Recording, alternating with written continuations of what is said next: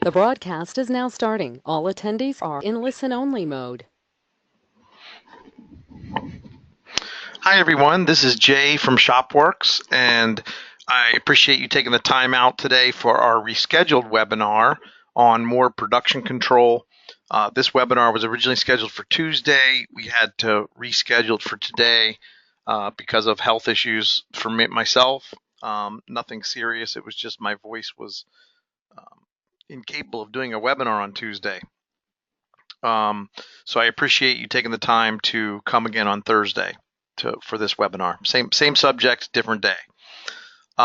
If you have not attended one of our webinars before, the way that these work are that you can hear my voice. I cannot hear your voice. However, there is a question pane. When you logged into the webinar, there's a question pane, and you can type in, if you have a question on anything that I'm presenting, please feel free to type in that question throughout the webinar. At the end of the webinar, I'm going to reserve some time to answer those questions. So I'm not going to stop the webinar and answer them at that point, but go ahead and type them in whenever you want, and we will reserve them for the end. Another thing is that we are recording this webinar, and we will post it on our YouTube channel after the webinar is over. It'll probably be tomorrow. So that way, if there's something that you missed, if there's something you'd like to review or you'd like to share it with someone, this is being recorded and you'll have that opportunity as well. So the subject today is more production control. Before we get into that, I do want to tell you a little bit about Shopworks, the company. Some of you will already know this information. For those that don't, we've been in business for 20 years. Shopworks, the company, has.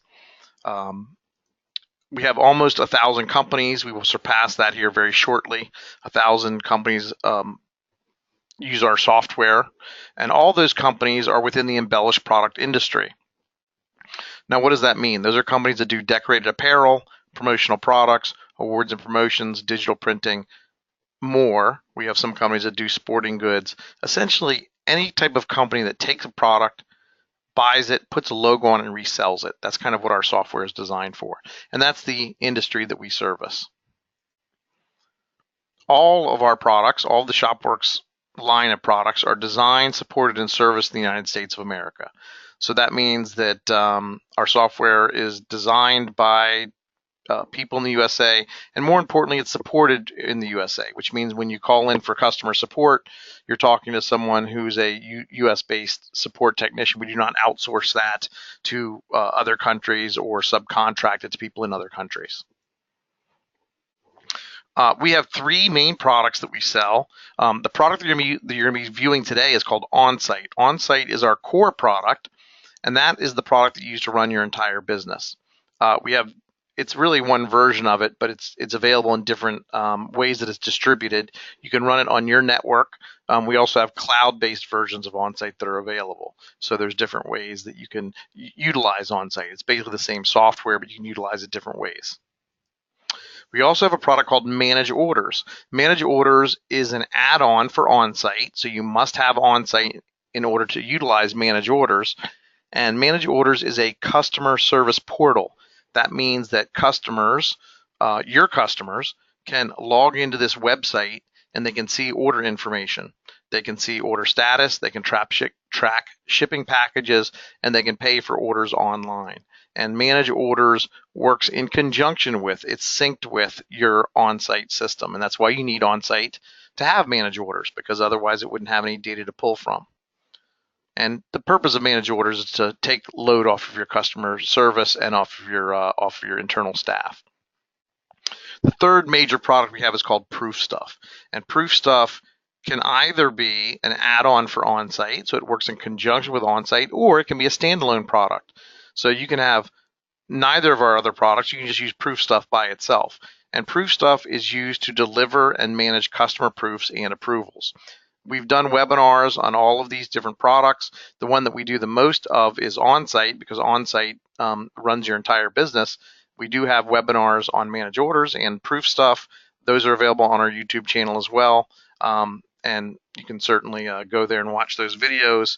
And at the end of this webinar, I will show you how you can also get a personalized demonstration if you choose to do so on any of our products. So if you'd like to have someone walk you through anything, you want to ask them questions, we have people who can do that for you. Okay, so let's get into today's subject. And we're going to break it down into two components. The first component is how you currently do production. And we know this because, again, we've been doing this for 20 years. We have 1,000 companies that we've taken from how they used to do production, they used to run their company, to how now they'll run it with OnSite. And I also used to run a screen printing, embroidery, and promotional products business, and I used to do this too. So before I had any computerization, this is how I currently, quote, did production. And this is very typical. Now there's variations of it. So, you might do it a little bit differently. There's different ways that people do it, but basically it's the same story. And the story is how most people do production before they have a system like our OnSite system is sales orders and related instructions that go with the sales order are written by hand onto 3-part forms. Typically that's done by a salesperson. And those forms are handed out physically to the art and production departments. So a sales guy writes up an order. This is my order that I want. Okay, now I'm going to give that to the art and production departments to get the order done. Let's assume that this is some new artwork that they're doing. The order and the related how-to of how to produce that order, it's handwritten. It's on a 3-part form, and it goes to comes from the sales and art departments, the order that's going to production. So once the art department does their job, and they might have some paperwork that goes with that, that's going to be handwritten typically as well. And of course, the sales form was handwritten, and that's going to go to production. Scheduling in production is done typically on a magnet board or a spreadsheet. I've also seen it done with paper stacked in piles, literally like 7 or 5 piles for the days of the week. Maybe they have 2 weeks worth, and they have the paper. The order forms are stacked in different piles on what days they're going to run them. I've seen that methodology. I've seen all different kinds of methods, but essentially the more sophisticated people use a magnet board or a spreadsheet or paper stacked in piles. Maybe there's papers taped up on a board or tacked up onto a board. I've seen Post-its up on a board. Any way you cut it, it's kind of the same thing of what I'm going through here. Now, that's the manager or whoever's scheduling the production. Then you go to the production floor employees. Now, what are they doing? They're relying on handwritten paperwork for how a job is to be produced. So all this paper done by the artist, done by the person who took the order, it's being either clipped together, stapled together, somehow put into a folder for an order. And that paperwork is then going out onto the production floor. So the production floor employee is relying on this paperwork on how to produce the job. And however it's conglomerated, again, whether it's coming from the art department, the sales department, or both, it's typically going to be handwritten paperwork, and it's in some sort of job jacket or stapled together or clipped together. And that's what they're relying on to do the production once it's on the production floor. Most production floors in this environment have poor, if any, time accountability on the production floor, meaning they're not really accounting for their time very well. If anything, they're writing times down in a paper log, and then nobody's really doing anything with that information because that would require additional work to enter that into a program or spreadsheet. Or maybe some people might be entering their data, or the people might be actually putting their times into another program. But typically, there's very little accountability on the production floor of time and what time is being applied to which jobs, etc. Another typical scenario we see is how a job is actually produced is either not recorded at all, or it's recorded on the original paperwork and filed away for future reference. So let's look at an example of what I'm talking about here. So the art department says, okay, we want it to be, it's 2 colors, it's red and it's blue on a white shirt. Well, by the time it gets out to the production floor, maybe the screens had to be changed, maybe the colors had to be tweaked for whatever reason. Maybe the customer made a decision to change it. Maybe it just didn't look right on press, and somebody made a battlefield decision to change something after conversing with the customer. Some sort of change was made. And that change, typically in these environments, is not recorded very well. So it's not recorded at all, which of course is not a good scenario. Or if it is recorded, somebody is crossing it out on the piece of paperwork and saying, okay, we didn't use royal ink, we used navy ink instead. I'm using screen printing as an example, but it wouldn't matter if you're doing embroidery, digital printing, whatever. Some sort of change is made, and the change is made onto the paperwork, and that paperwork is being filed somewhere for future reference. That's best case scenario, typically. Once the job is done in the production floor, the paperwork for that job is then hand delivered to either the shipping and or the accounting department to finish the order. So now that we're done with production, the order has to ship out, or the customer has to pick it up, and accounting has to do their job, which is invoicing and receiving payment. And so that paperwork is then being hand delivered to those different departments so that those departments can do their job. So this is the typical scenario of what happens on the production floor. Okay. Again, different variations of it, different flavors.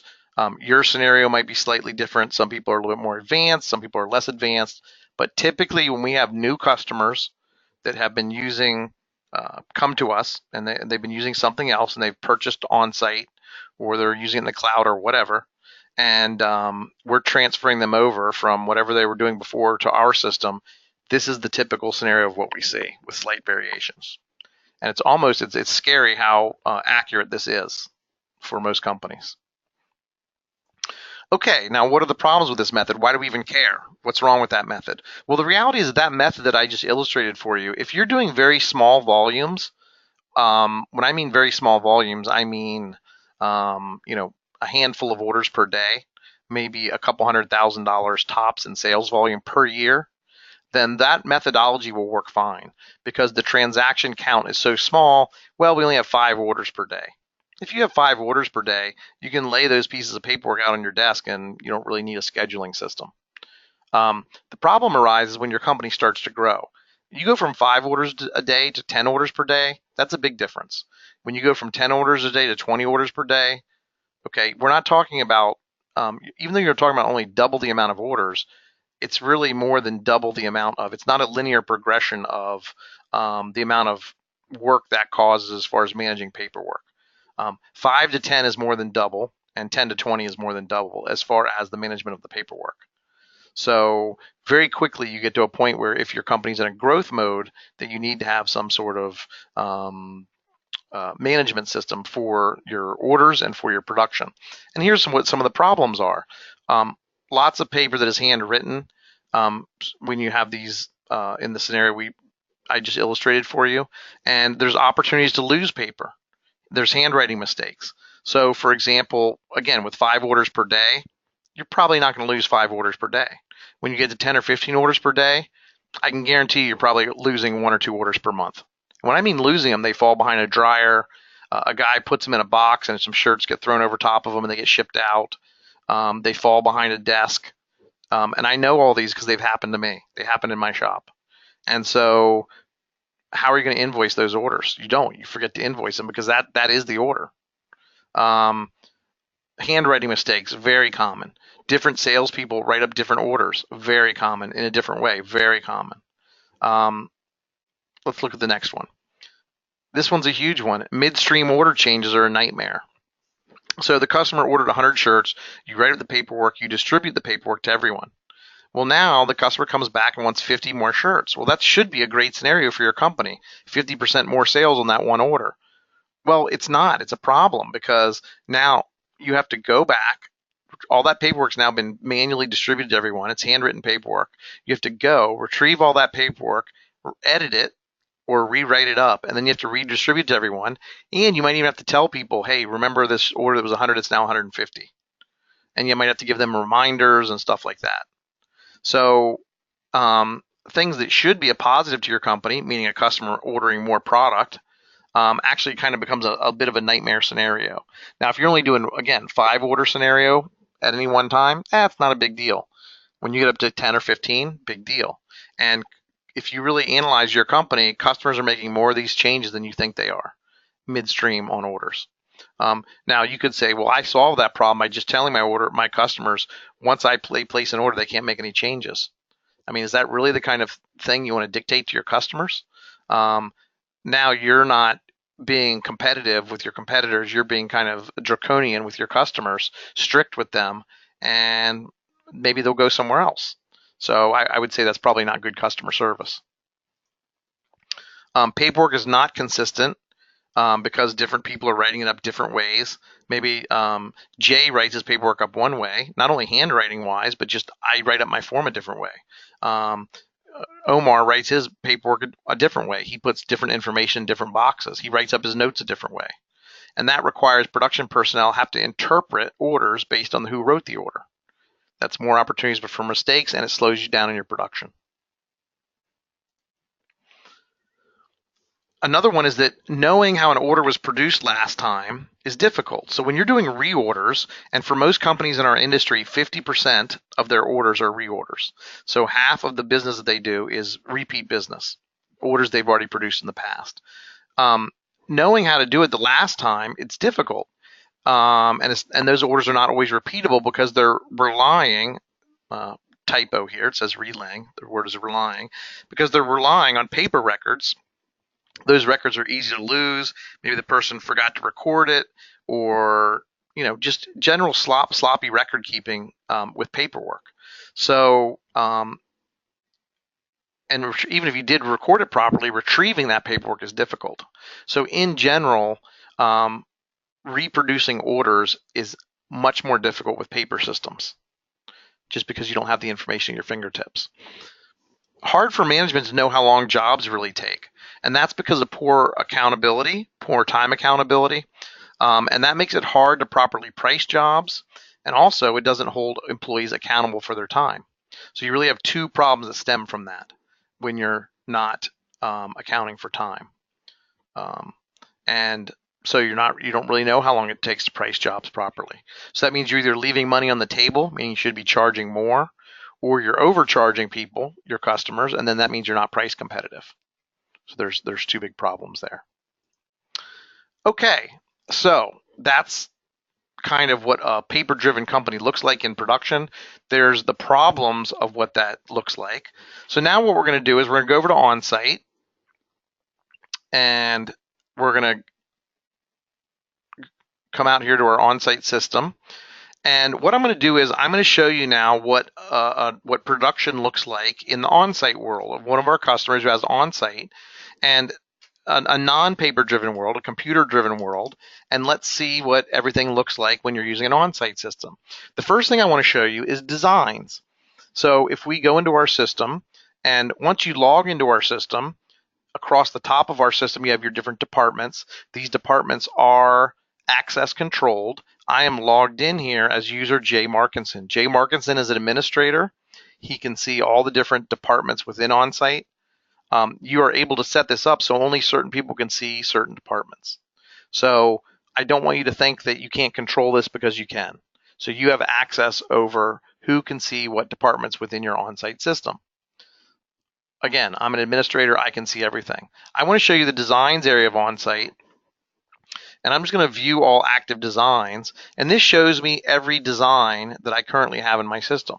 And our design system has been designed to keep track of your design, similar to the analogy I use of the Dewey Decimal System in the library. So, and what I mean by that is that when you go to the library and you search for a design, you don't search by customer name or by design name. You search by the Dewey Decimal number. You actually go to a computer, or it used to be microfiche in the old days, but it's computer now, and you would search by author. Let's say I wanted to find a Heinlein book, a science fiction book by Robert Heinlein. I would go to the computer, search for Robert Heinlein. It would show me all of his books, and then it would give me a Dewey Decimal book. If I wanted to find Stranger in a Strange Land, one of his books, it would tell me the Dewey Decimal number, and I would pull up that number, and then I'd go into the library and find it by that number. So that's kind of how our design system works. You can see here each design is assigned a design ID. This is a master design number. This is assigned by the system. We can start it wherever you want, and the system is then going to sequentially assign this number in the system. You will then give the design a design name. Designs can be linked to a customer or not linked to a customer. You can see there's a design type in the system, so I can see if it's an embroidery, screen printing, assembly. I have promotional products. I have digital printing. You can make these design types whatever you want for your company. So this is customizable. And then I can see the status of the design, if it's done or not. I can see this design is in film approval. It's almost done. I can see some of these designs have not been started yet.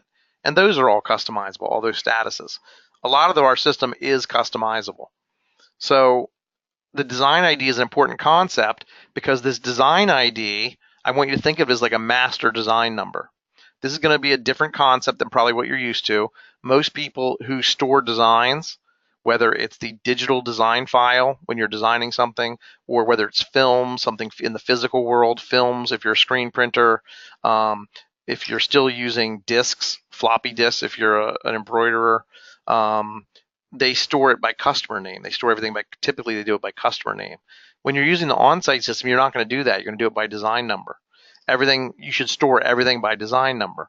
And you might say, well, gosh, Jay, that's going to make it really hard to find things. How am I going to find, if I want to find something for, let's say, my customer utility tool, isn't it much easier if I just label everything utility tool? No, it's going to make it more difficult. Remember, we're trying to emulate the library's Dewey Decimal System. If I want to find everything linked to utility tool, look how easy this is. I go into the system, under designs, I click on find, under design, customer, I type in utility tool, and there's all the designs for utility tool.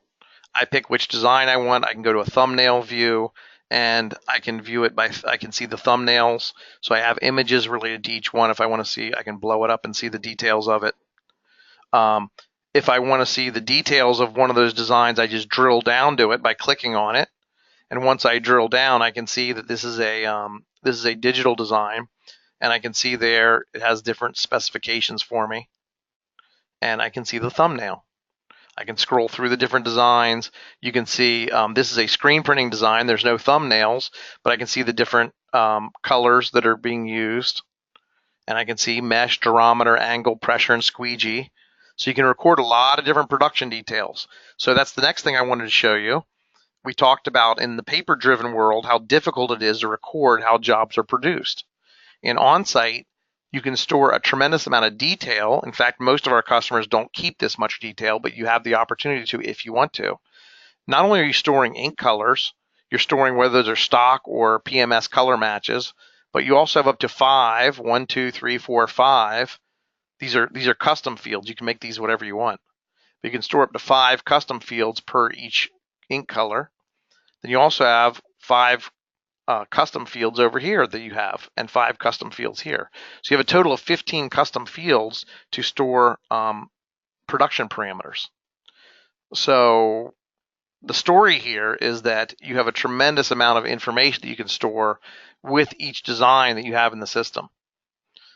So you can see here as I'm scrolling through these designs, now keep in mind this is a demo system that I'm working with, and so we don't always have the best data in here to show you, but you can see here's an embroidery job, an embroidery design with a left chest, 3,500 stitches, a right sleeve, 2,000 stitches, and notice that as we move from embroidery to screen printing, we store a little bit different information. Embroidery has stitches, screen printing has number of colors, and we're storing thread breaks and thread colors as opposed to ink colors. So there are different parameters that we're storing based on the design type, and all this stuff is customizable in your system. Now there's many different ways to slice and dice this information. For example, I could do a search. I had shown you a search on a customer information.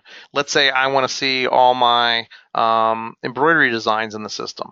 I click on find embroidery. There's all my embroidery designs. Again, click on thumbnails because I like the thumbnail view, and I can quickly see the thumbnail images of all my different embroidery designs. And again, if I want to see details, I drill down and I can see the details of that particular design.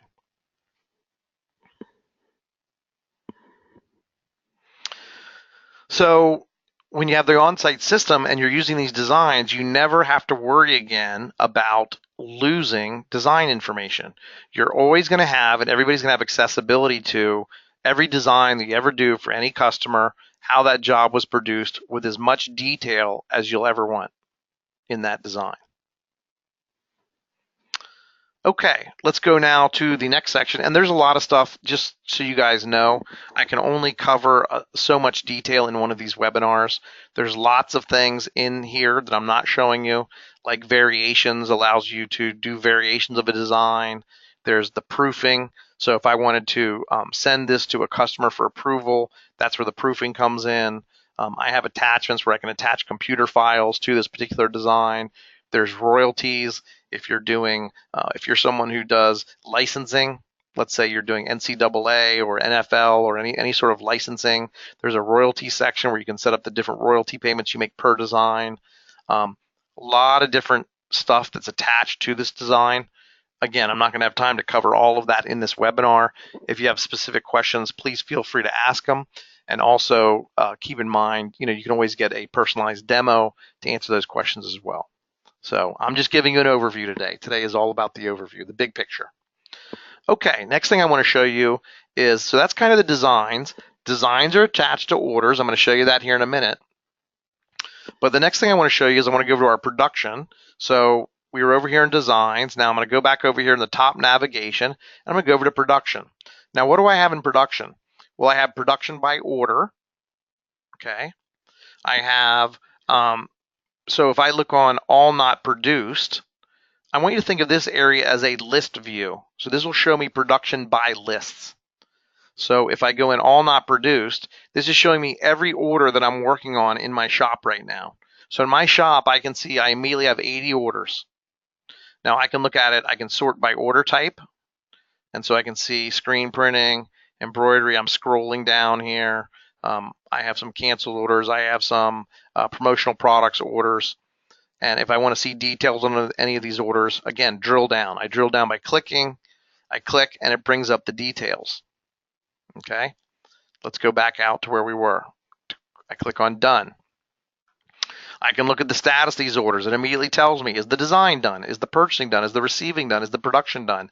These are real-time status indicators that are linked to the rest of my system. If someone else in my system were using the system and changed it or something, let's say, for example, see this order here, 1163, it hasn't been purchased yet. The design's partially done. It hasn't been purchased yet. I can't produce that order. The purchasing and receiving haven't been done yet. I don't have any goods for it. Okay, I know this information within a few seconds.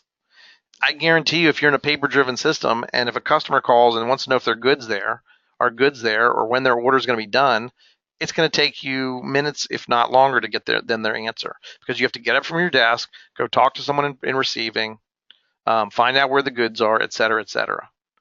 OnSite, it's all very simple. This information is real time.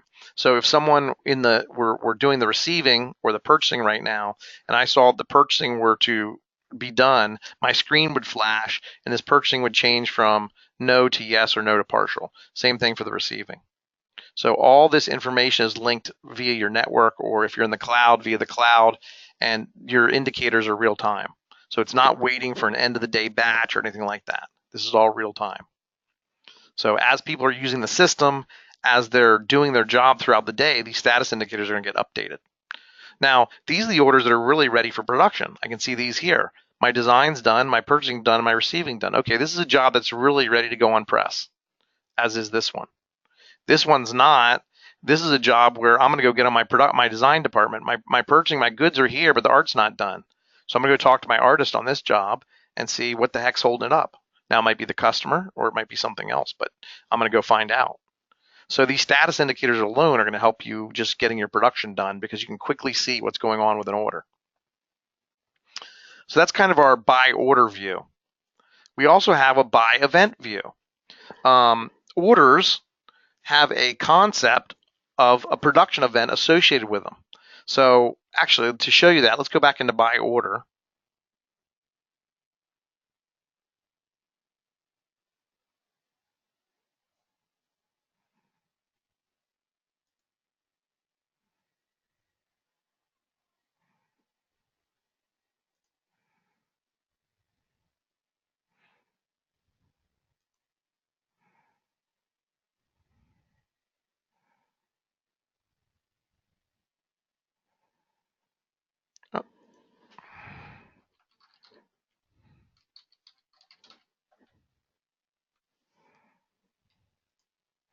And let's look at all not produced again. Let's go down here to the end. I had entered an order previously today. And if I go look at this order, notice that it has with it multiple events associated with it. Now, these events were created automatically as the job was entered in the system. So now what do I mean by events? They're called production events. What I mean by events is if we go look at this job, I'm going to go from production mode to this order to order entry mode. So I'm in the same order, but now I'm in order entry, and you can see it's a pretty simple order. It's got one design with its hats that have a front and a back and are getting embroidered. It's got one item. We're doing 250 caps with a front and a back. Pretty straightforward job. And our company likes to do poly bagging. So when I go back to production, you can see that causes us to have 3 production events. Why 3? Well, because we're going to embroider the front, we're going to embroider the back, and then we're going to fold the entire job. The entire job is going to be folded. And this is going to go into 3 different machines.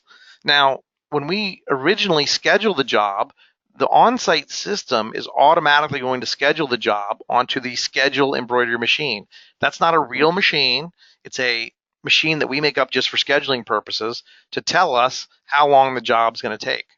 So you can see here the system is estimating that the front hat front is going to take about 11 hours to embroider. The back is going to take 8 hours to embroider, and then it's going to take us about a little over 2 hours to poly bag the whole job. So that gives us a total job time of 21 hours to do the total job time, an hour and a quarter to set it up, and 20 hours to do the production. These are all estimates based on the machines, based on the number of stitches on the job, etc. So immediately as a production manager, I'm going to have time estimates, and I'm going to have job estimates that you never had before with a paper system. And that's based off of setting up the system, the machinery that you have in the system, off of values that you're going to give it. So you have to know average values, how long it takes to do an average job and that sort of thing. Now, as I move this, I can move this to an actual machine. So let's say I put this on my actual Tajima 12 head, and when I do that, notice that my times have changed. So my times actually went down because my scheduling machine takes longer than my Tajima 12 head. The scheduling machine is just like I said, a fictional machine used to rough out how long it takes a job. The Tajima 12 head is a real machine, and I've scheduled it for the Tajima 12 head on that date, 11:30. And by the way, the system also scheduled for me the 30th. Now, how did it do that? Well, we have it set up so that it schedules 4 days before the requested ship date. So we entered this order. We had it scheduled for the 4th. The person who did order entry scheduled it for the 4th, and the system automatically put this job on November 30th based on that. So based on the fact that it was requested on the 4th, the system scheduled it for November 30th. Okay. Now, as a production manager, I will then have to go in and tweak the schedule. The system it's not designed to be smart enough. It doesn't have artificial intelligence built into it. And it'll probably be 20 years or more before you're going to get that kind of functionality. If you think of all the variables that go into when you schedule a job on which machine on which day, you're still going to need human interaction for that for a long time. So the way that our system is designed is that you're going to put in parameters. The system will rough out a schedule for you, meaning it's going to pick a machine, it's going to pick a day based on some very basic parameters, and then your production manager is going to tweak that schedule on a daily basis. As jobs come in, he or she, the production manager, is going to move jobs around onto actual machines, onto actual days, based on real-world schedules, real-world parameters. They are going to tweak the schedule. There still is human interaction necessary. It will be a lot of the heavy lifting of scheduling is done for you by the computer, but then your production manager is going to do the tweaking of the actual schedule itself. So this is what we see on an individual job, okay? This is one job, 2 events. I could add an event. This is all customizable. I could have designed this to be, let's say I do the front and back at the same time. I don't really treat it as 2 events. I could have made it be 1 event. So there's a lot of flexibility in how the setting up of this is. You might not do manual folding at the end or poly bagging, and so this you might not have this third event here. In fact, let's just say on this job, we decided on this particular job, this customer doesn't need folding or poly bagging, so I'm just going to remove this event.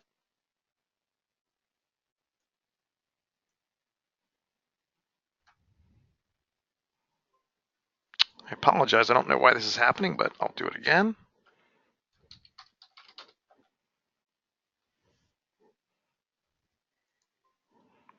Okay, so we remove that event. So this is tweakable on a job by job basis if your manager needs to do that. Okay, so now let's go look at, so we've looked at now what our production schedule is in kind of a list view. That's by order, that's by event. If I go out to by event, I can look at a list of all my events. I think you're going to find this is not a very useful view. Most people don't use this view. The view that most people use are by order, and then they also use the production calendar, which I'm going to show you next. So the production calendar is done from a tool. Down here you have different tools in the system, and I'm going to click on the calendar tool. So I click on the calendar tool, that's going to bring up my calendar, and you have different kinds of calendars in the system. We have an artist calendar, we have a production calendar, we have a purchase order calendar, we have an activity calendar. Activity calendar is typically used by salespeople, but today we're going to focus on the production calendar. And you can see here we're working in October, and I can see all events. Events are like your different departments. So I have digital printing, embroidery, etc. And then I have different machines. And this is all the different machines you have set up for each department. So right now I'm looking at everything. And if I wanted to, I could filter down my schedule to show me less information. So say, for example, I only wanted to see embroidery. Well, there's my embroidery schedule. But because we don't have that much data in this demo system, I'm just going to show everything. Now from here, I can see what company we're doing the production for. I can see what design we're doing. I can see the machine that we're working on, and I can see the event, what we're doing. So that's kind of like our department. So I can see that different information. Now the other thing I can do is I can actually move things around on the schedule. So say, for example, I just happen to know that we're going to move this job to the next week. And let's say I just move it again. Now notice when I've jumped it to 2 weeks ahead, it turned red on me. And the reason why it turned red on me is that's an indicator that I'm now going to miss the production, the date that the salesperson put on the order. So that's an indicator to me, a visual indicator that I'm going to miss that due date. So as a production manager, I now have to, you're going to have a procedure, and that procedure is, okay, now what do I do? This is not a system thing. This is a you procedure thing. I've now scheduled on a date later than what the salesperson told me. So I either have to shuffle jobs around, or I need to call the customer and get that date extended or something. That's going to be a procedural thing that you need to work on your end. If I want to see more details, I can drill down. I can go look at a weekly view. And when I go to a weekly view, I get more detail. And notice as I do that, I'm seeing total hours of production on a daily basis, piece count and total hour count per day. And if I want to see even more detail, I can drill down to the daily view. Okay, so I can see on this Friday, I have a total of 7 jobs there, totaling 3 hours and 21 minutes of production. I can drill down even one step further, and it's going to take me down to the order view. If there are any notes on the order, these are notes from my order entry person. Notice those notes pop up at me. So as a production manager, I can see there's some special notes on here from the salesperson. I need to see the attachment tab on the order for name drop information. Okay, that's good to know. I'd click on done, and it's going to take me to the order. Now in this particular order, remember, I'm the production manager. I can see all my details. If I want more details on the order, let's say I want to see, well, gosh, what does the order look like? I can go to design.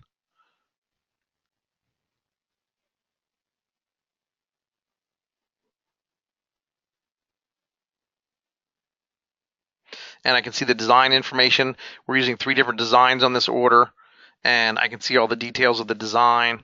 So I can see the different information there. I can click on the proof stuff and I would see the different proofing information. If I wanted to print the forms, I could go to print and print off the forms. If I wanted to print and give it to my production staff, I could do that. So you have some options there.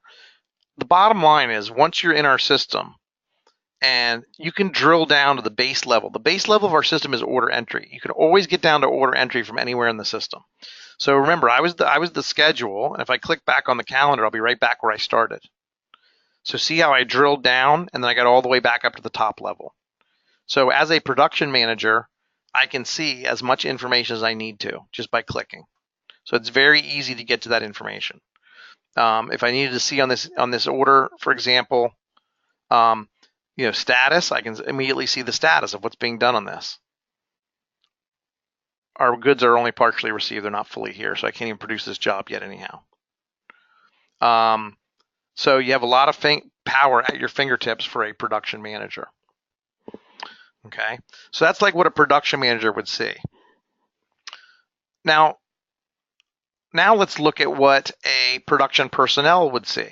Now with the OnSite system, with our system, there's lots of different ways to use our system. Some of our customers, their production personnel use these same screens. These screens aren't necessarily have to be only used by production managers. Their production personnel can use these exact same screens. What I mean by that is they might have a piece of paperwork that says a certain order number on it. And what they do is before they begin that order, they go in here, they bring up that order, and maybe they check it to make sure that nothing's changed before they begin the order. They can go over here to production schedule. They can go in here to production spec. They can see the different designs and what items they're applied to. They can go to the design schedule. They can look at the design information. They can check whatever information they want in the system. Okay, so what they're doing is they're checking to make, like for example, on this particular screen, they can check and make sure that none of the ink colors have changed since the paperwork was originally printed out, if they're using paperwork. Now we have some customers where they're not using paper at all. They're doing everything paperless. They're using digital, only the computer systems. Now most of our customers who are doing that are not using this part of the system for their floor employees. Their floor employees are using what's called the touchscreen interface. The touchscreen interface was designed specifically for production floor employees. So let's take a look at that next. To access that, you just simply click on this button down here. There's a touchscreen interface button. You click on that, and let's log out. So what would happen is, pretend like we're now not at a desktop. Pretend like we're literally on the production floor, and there's a computer on the production floor that's a touchscreen. It doesn't have to be a touchscreen, but a lot of people like using touchscreens. And their employee would go to that touchscreen, and they could log in like they traditionally would, or they could use a badge. So if they had a badge with a scanner, they could use that, or they could log in. So I would log in. Let's just say I'm a production employee named Jay. And I log in, and it brings me to where I last was in the system. And what I can do is I can actually scan. This on-site paperwork has barcode. You can enable barcode scanning in it. So you'd have barcodes on your paperwork, and you'd put a cheap barcode scanner on the computer. And I can simply take the paperwork, take the barcode scanner and scan it, and it would bring in the order number that I'm looking at. And so this is the order, and this is the same order we were just looking at in the system, but you can see it's order number 1188. And from the touchscreen, I can see we're doing two different production events. We're embroidering the front, and then we're embroidering the back. And I can see all the details in here.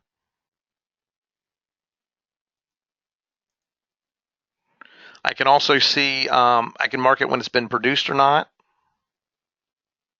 So I can say the back's now completed. I could go in here and say the front's now completed. So we're doing tasks that now somebody on the production floor would be doing. They're looking at the job, they're verifying information, they're marking things as being done. The other thing they can do in the system is they can log time. So let's say I was getting ready to start the front of the hat. I could go in here. I could use my production log tool. I'd click on it. I'd say, okay, I'm on the, what machine am I on? Okay, Well, I'm on my Tajima 12 head machine and I'm doing setup.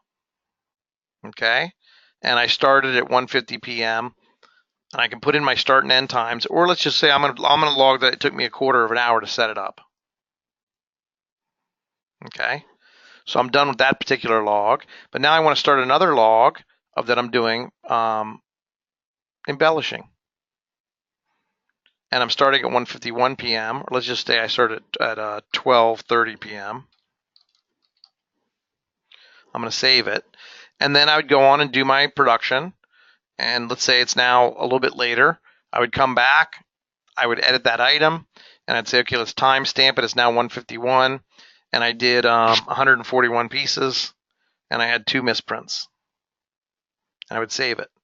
And that's going to save it in my production log. And I'm done. So built into this production interface is the employees have the ability to check on jobs, to make sure the jobs have the embellishment details have not changed. They have the ability to mark when jobs are completed or not completed. They have the ability to record time of when they're working on jobs. And if they wanted to, they actually have the ability to go into the complete on-site system if they have proper access rights. So basically, the employees who are doing production have the ability to do everything in the system that they should be able to do through this touchscreen interface. And again, it was designed for the production floor. Some of our customers who are more advanced, who are going more paperless, they'll have multiple kiosks in their production floor where employees do not stay logged in. So once I've done this and I've logged that I'm not working on this job anymore, I would go back to my log out and I would leave it here, and then the next employee would be able to log in and do their thing. And this is also designed not only for production, but for the shipping and receiving departments as well. And so, another thing you still do is they'll have their production schedule, and some people will have their production schedule on another kiosk. So in their somewhere else in their production area, they'll have even a bigger monitor, and that bigger monitor they might have up on their screen. They might have like their production schedule for the day, and maybe this would be showing their production schedule for that particular day on another monitor. So there's lots of different ways you can use these different areas of on-site on your production floor.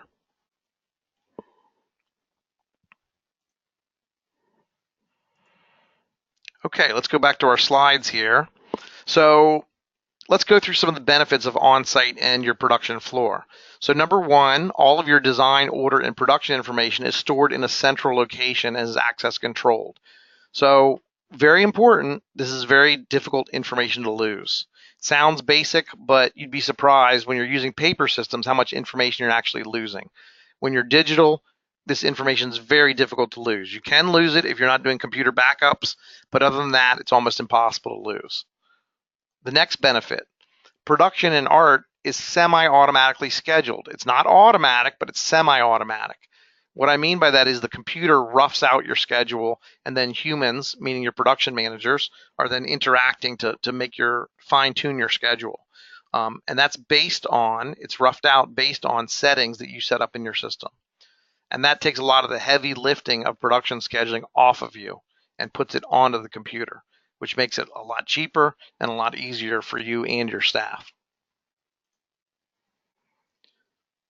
Production and art schedules are easy to see by managers and others, so that makes it more proactive in managing schedules. Salespeople are less likely to schedule or take jobs when they see that your production schedules are full, or maybe they'll take an order and maybe move it out a little bit instead of taking it on a day that has 20 jobs on it. Maybe they'll take it for the next day, or maybe they'll move the job out a little bit.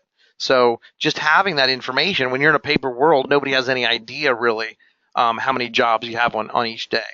So when you have a system like OnSite, just having that information at people's fingertips. Remember, when I was working in the system, I could manipulate everything. You can make it so that people can only see information and not change it. It's read only. So your salespeople may be able to see the information, but they can't change it.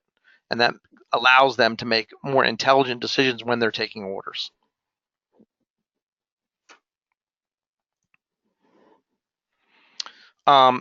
This is a big one. Your production floor staff have easy access to real-time order information, and that includes changes that have happened since the order was taken.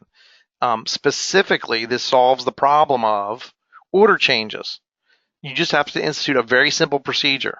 And that procedure is before any order gets produced, someone has to go to the computer, they have to check it and just double check the order to make sure there were no changes.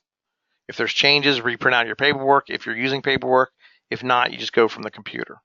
But basically, because it is real time, because you are seeing last minute, last second, up to the date changes, every order has to be checked from the computer before you produce it. Using the system, you can easily record exactly how a design was produced so that when you get a reorder, you can repeat it every time a customer does that reorder.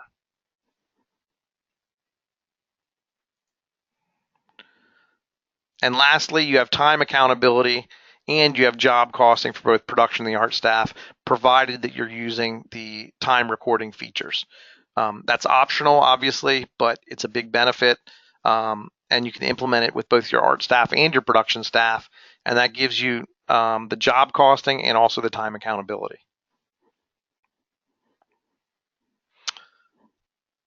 Okay, I'm going to go to questions here in a second. So if you have questions, any last minute questions, please start typing them in. I see a couple have come in. If you want more evaluation of OnSite, if you're more interested, you want more details, you want to see how it applies directly to your business, you have super specific questions, you want to see someone set up an order type, whatever the scenario is, the way I would recommend that you do it is through a personalized online demo. They can take anywhere from 20 minutes to an hour. It's up to you how long you want it to take. And the way to get one of those is just go to our website. Here you are at shopworks.com is our website. You just go on here and you go to request demo. There's a big orange button there. Click on that, fill out a form.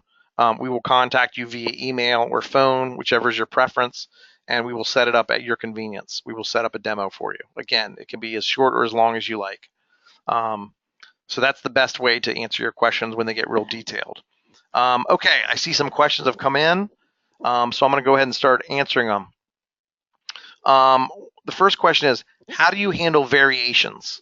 Variations, okay, first of all, good question. Variations are, let's first of all define what variations are. Variations refer to, I have a design here. It's a full front, 15,000 stitches. It's a design.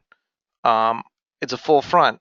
Now, variation can mean different things to different people, but usually what it means in the embroidery world is, okay, it's this color combination, but when we do it on a red hat, the customer doesn't want a red circle behind it. On a red hat, they want I'm going to make up something, they want a green circle, which would look hideous, but that's what the customer wants. So there's different ways you can handle variations in our system, and it's going to depend on how you want to handle it. One way to handle it is just to consider each variation as a strictly different design. Because in our system, each order can have multiple designs to it, it's fine to just say each variation is going to be its own design. So even though geometrically it's the same stitch file, we're gonna force that each color change or each change of any sort is going to be a separate design in the system. That's how we want to do it. And I have customers that do it that way. Another way to do it is use our variations feature. So if I go over to variations, you can see here, in fact, on this particular design, we have two different variations, a black variation and a blue variation. And if I go there, I can see the black variation, that second color has been changed out to black. And on the blue variation, this one, it's on blue, black shirts, and then blue shirts is the variation. That's what color garments it goes on. And then there's some sort of thread change there. So this is one design with a main design and then two different variations. So the variations are like a sub-design of the main design. And so then what would happen is on a sales order, you would specify the design, then you specify the variations of that design that get applied to the line items.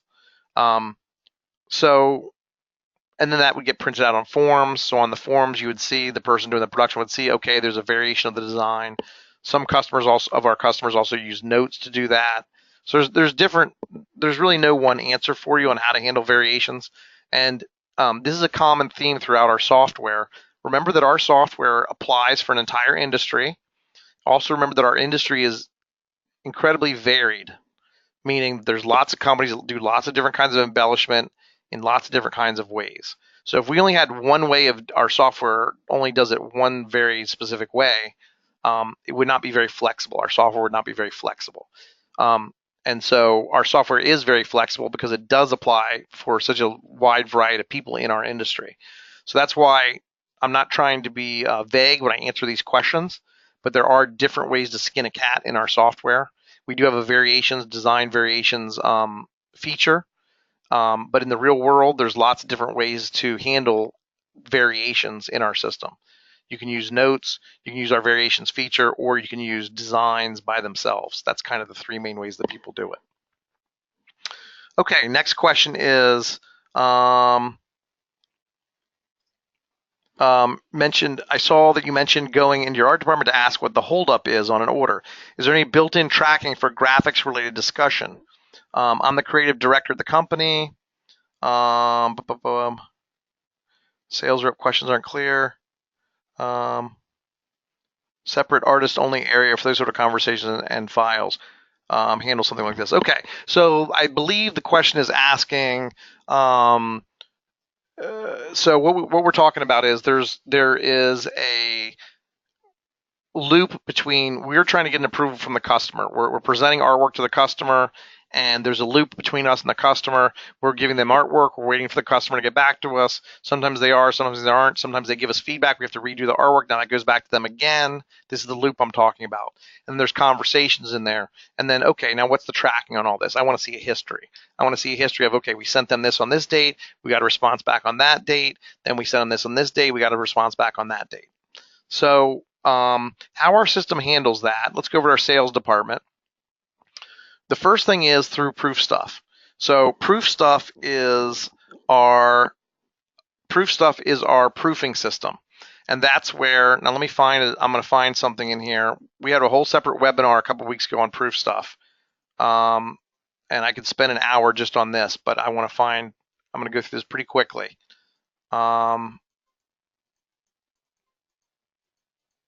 Excuse the beeping. Okay. So proof stuff is a way where I send a customer a proof, and this is actually looking over the web. The proof is cloud-based, and I present the customer the proof, and they act on the proof, and then I see a history of it. And so here you can see we sent them a proof, and then we retired the proof. But normally what I would see, that's just where I decided to just, it's a mistake. I didn't mean to send it to them. But I would see whether they approved it or denied the proof. That's one sort of history that we would see of that. Of tracking. So I would see that history of I sent them a proof, they denied the proof, this is why they denied it, then I sent them another one, they denied it, and this is why they denied it, then I sent them a third one, they finally approved it. And then there's their signature, the signature is attached to the proof, and I would see all that history. That's the proof history between us and the customer. Now there might also be several conversations that are happening via email, via phone, etc., that I want to record that's over and above the proofs. Okay, and where that would happen is if I go back over here to the customer tab of the order under activity. So under activity, now this is not only activity for the artist though, this is activity on the entire order, but this is where I would see not only the artist's conversations, but the salesperson's conversations, the customer service conversations, anybody who's having a conversation or email or any correspondence with the customer on this particular order, that's where I would see this in the system. So it's going to be a combination between these activities, which are email and voice and other correspondence, and the proofs. Is going to be a combination of those two is going to accomplish that conversation tracking, Mishka, to answer your question. Okay, I see a follow-up question from actually when a sales rep uploads an example design from a customer found on the internet they want to use for their design. The sales rep. Okay, so this is information you're getting from the customer. We have an attachment section. So an attachments is where I could upload all the files from the customer. I could attach them there. But I would use the activities for that as well. So let's say the customer sent me a bunch of files. I would have an activity type called file upload, or maybe the customer emailed them to you. They would be email. And these activities can have attachments to them. See there, that has an activity to it. I mean, attachment to it. So again, this is going to be one of those skin the cat things, different ways to skin the cat. So I would probably do it as an activity. And I would say, you might have an activity type. These are customizable. You might have an activity type called, initial information from customer or just initial info. And in there, you might have an email from the customer. And then you might have, for example, you can see here, if I open up one of these activities, attachments, you might have 5 or 6 different attachments the customer sent you as part of, what the original data or information or napkins or downloads, everything the customer provided you as part of the original design, that could be attached here. Now, I don't know if that's the proper place you want to attach it. You might want to attach it to the design. Again, skin the cat. This is going to be procedural type stuff. You might want to put it in a different place. But you're going to have lots of options. So you'll have to decide, do I want to attach it to the order as part of the order history? Do I want to attach it to the designs? Do I want to attach it to the customer? You can attach it to the customer record. So there's different places you can do that. Okay, is there a limit to the overall storage space in OnSite? And if so, no. Well, if it's on your server, remember, OnSite works on your server. The only limit is your server hard drive. And then the other option is a cloud server. Cloud server, again, the server hard drive, and that's unlimited on a cloud server, and it's pretty cheap. So the answer is no. There's really no limit, really, either case. You're talking terabytes are cheap and easy these days on servers. So these files that we're talking about, by the way, like when you're talking about these designs and these thumbnails, this is not camera ready artwork. Okay, this is a 400 by 400 pixel image, is what this is intended to be. So this is not, this is not camera ready art. So these are intended to be small images. So you're not taking up chunks of hard drives, but there's no limit. The limits are, hardware limits, and really you're not going to. I don't think we have any customers that have exceeded any hard drives on computers. I mean, if so, you just get a bigger hard drive. It's a cheap solution. Is OnSite compatible with QuickBooks? It is not. OnSite has its own accounting built into it. So if you go over here to accounting, we have our whole double entry accounting system built into OnSite. That's not to say it is not compatible with QuickBooks. It's really compatible with any accounting package, but there's no import-export capability. So, actually you can export from OnSite, but it's not specifically formatted for any accounting package. So that means probably if you want to use it with another accounting package, and we do have some customers, a small percentage of our customers do not use our accounting. Probably, I would say 90% of our customers do use our accounting. The other 10% are probably using QuickBooks, and they just simply enter the invoices into QuickBooks manually is probably what they do. It's probably not worth doing the export. Austin asks a question, can you walk us through how an employee on the tablet records missing pieces, etc., and if it logs who did what? Austin, I'm sorry, I'm not going to have time to do that in this webinar because we're running out of time here. But if you schedule a demo, they will definitely be able to do that for you and take you through all the details of whether you're working on a tablet or on the production floor and all the different functionality with that. Dylan asks a question, the best way to seamlessly schedule production, because the order itself and the calendar system are separate, what's the best way for production to schedule jobs out as they come in workflow wise? Okay, that's a good question. The way that our system works is, and I think I mentioned this, but you cannot 100% count on a machine or a computer to schedule production for you. So the way that our system works is a two-part process. As jobs come in, the system will rough out a schedule for you. And what that means is it's going to schedule it onto days and onto a machine based on some very basic parameters. So it's going to schedule it out, like let's say you say, I want all screen printing jobs to be scheduled out 4 days before the due date. So before this requested ship date, it's going to always schedule out 4 days. Now that's regardless of how many jobs are on that day, regardless of anything. It's going to schedule out 4 days.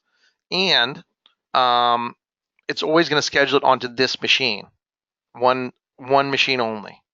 And that's why we recommend that all of our customers create a machine called Schedule Screen Printing and Schedule Embroidery and Schedule Digital. Because then what's going to happen is that's part one of scheduling. Part two of scheduling is every day your production manager at the end of day is going to come in to their calendar and they're going to say, okay, show me all jobs that came in today on schedule screen printing and schedule embroidery. And then what they're going to do from there is they're going to say, okay, these are all the jobs that came in today, and let me see where I can fit them in onto real machines and onto real days based on my real schedule. Okay.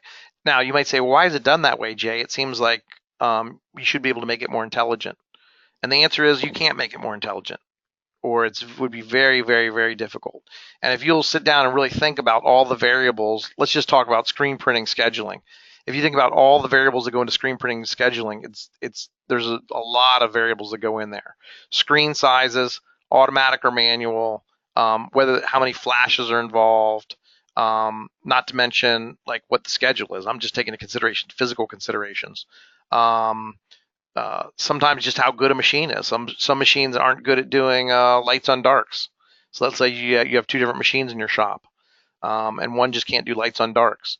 Sometimes it's who runs what, the people that run what machines. So a certain crew can't run a certain machine. Other crews can run certain machines.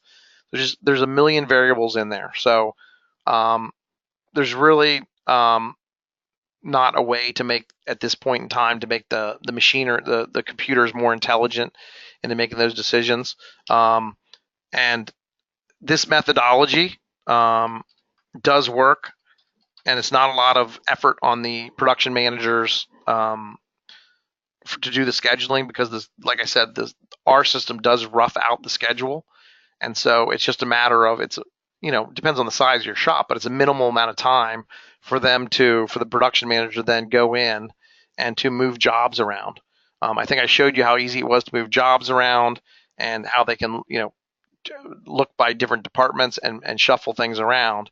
And so if they're doing that on a daily basis, it's not a lot of time for them to manage their schedule on a daily basis. And you do need to have human eyes looking at those orders. Does ShopWorks work with Android tablets? It does. It's going to do that through a remote desktop session. So sometimes I'm at home and I'll get on a remote desktop session and get in, no problem. So that's how you're going to do it, through a remote desktop session. It's not going to be Android native. It's going to be through a remote desktop session on a tablet, and it'll also work on a Mac tablet as well. Can you add pictures to the variations? You cannot. So the variations do not have thumbnails with them. The thumbnails only exist for the master design. That question was asked by two different people. Let's see here. How would I use the program if I contract all of my production work off-site? I didn't really get into that into this webinar. I mean, we have full contract, subcontract capabilities built into the software. That's through purchase orders. You wouldn't really use a lot of the production management capabilities, because somebody else would be managing the production in their production facility, but you would be using the purchase ordering and PO. The POs, you'd be using like a PO calendar is what you'd be interested in. And that should be managing, like you can see here, here's a subcontract PO to Super Screeners Inc. So you'd be managing it from your purchasing PO calendars, how you'd be managing it. Ben says you have a new messages notification at the bottom of your screen. What is that? Okay. So we have a feature in our system called internal messaging. Internal messaging is think of it as email, but it never goes out through the internet. It's an internal message in the OnSite system, and it's very useful for messages on orders. So for example, I can see here, I have a new message. If I go here to my focal point tool, I can see here order type edit needed for something. And I can see here, I can go to that and I can see a note from somebody on a particular order, or it might not be on an order. This one's not related to a particular order, but some of these are related to particular orders. So I can see the order ID here. And if I go into an order and go to the Notes tab and go to Messages, I would see if there were any messages related to this particular order. So let's say, for example, I wanted to send Eddie a note on this order. I'd go into Focal Point, I'd create new message, and I'd type in the order number. I'd say to Eddie. let's say I need a deposit on this order. Please make sure to get a deposit on this order.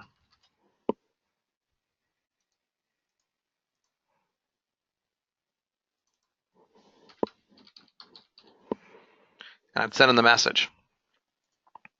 Now you can see here now in this window, I can see there was 2 messages in this order, the one I sent and the one that Eddie has not gotten yet. It's in his inbox, and I can see it hasn't been read yet because it's unread icon and it's bold. And once he reads it, it'll change. It'll look different. So I can see that at 2:15 I sent one, and at 2:15 he received one. And so this is just a different way of communicating that's not email. It's internal. It's within the OnSite system. It's only for internal, typically order-related communication. And it's actually a very good way of communicating when you're doing order-specific stuff, because it's automatically linked to the order, and then you have a history of it, whereas email is not. Email exists outside of the OnSite system. This kind of communication is automatically linked to and permanently linked to the order in the system. So you always have that history.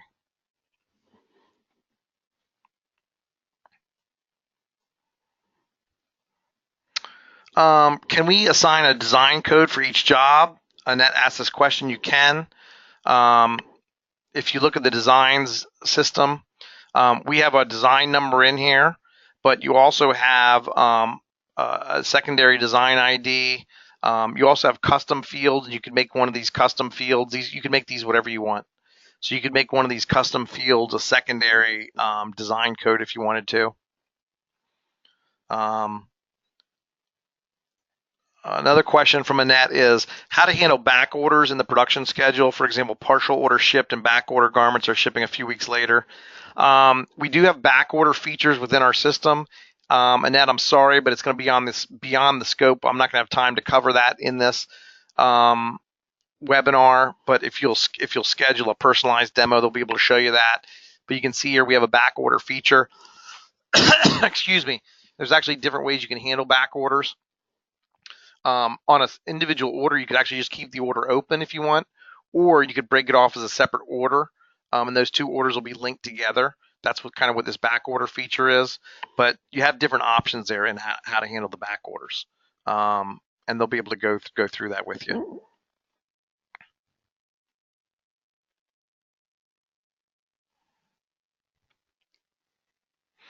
Can messages be automatically sent out, for example, when a job is completed? Yeah, we do have emails can automatically be sent out to customers when jobs are completed. That's done through our bulk email system. I'm not going to be able to show you that in this webinar either, just because it would take too long. But we do have some capabilities with bulk emailing. So we can bulk email customers when orders are received. We can bulk email customers when orders are invoiced or when the orders are shipped, and that will bulk email like at end of day all your customers, for example. You can even include the tracking numbers from your UPS system. There's some cool features there with that as well. But again, that could be shown to you in a separate presentation. Okay, everybody, listen, I appreciate your time. I'm sorry we're out of time here. Thanks again for sticking with us through the reschedule. This will be posted on YouTube tomorrow. And thanks again for your time. Keep your eyes peeled. We're going to have more of these webinars in the coming weeks. And please let me know if there's anything you'd like to see webinar-wise. And thanks again for your time and attending today. I appreciate it.